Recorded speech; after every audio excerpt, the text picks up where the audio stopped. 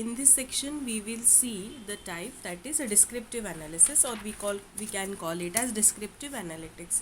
So as we know that analytics is nothing but discovering and communicating the meaningful patterns in the particular data, and we can apply these analytics for prediction, description, improvement in performance and so on, that all we have seen. So there are basic three types of data analysis or analytics. Last time we have seen the predictive. Now we will see the descriptive analysis. So descriptive analysis is generally used for business intelligence as well as data mining. So descriptive analytics is, we can say that it looks at data and analyzes the past events for the insights. Means we can say that it goes through the data and analyze all the past events for insight that how it can be approached in the future. Descriptive analytics looks at the past performance, we can say, and understands that performance by mining the historical data to look for the reasons behind the past success or failure. Because whenever we are going through the data or we are analyzing the past data, either that data has been failed or it has been improved the business income. So whenever we are using this term descriptive analytics, it looks at the past performance and it tries to understand the reasons behind the success as well as the failure. Almost all management reporting, such as sales, marketing, operations, and finance, uses this type of analysis.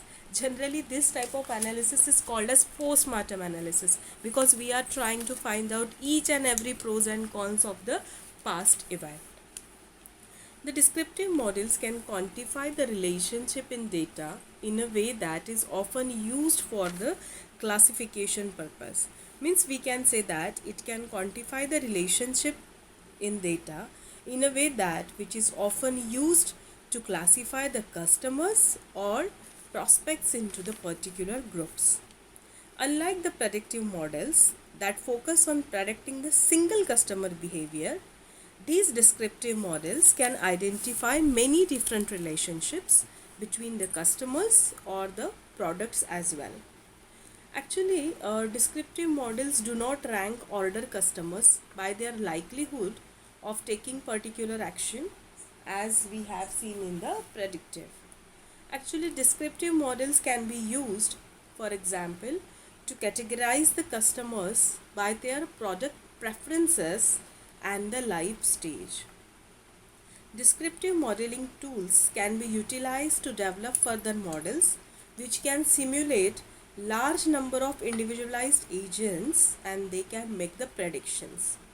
For example, descriptive analytics examines the historical electricity usage data, and what it gives, it helps the plan power needs to allow electric companies to set at optimal prices at the various location. This is what exact concept of descriptive analysis or descriptive analytics is. In this, the previous data is examined, all the analysis is done in the previous data, and we can find out the pros and cons of the performance in the past. So that is all about descriptive analytics. Now the third type is remaining, which is prescriptive analytics or prescriptive analysis, that we will see in our next section. Thank you.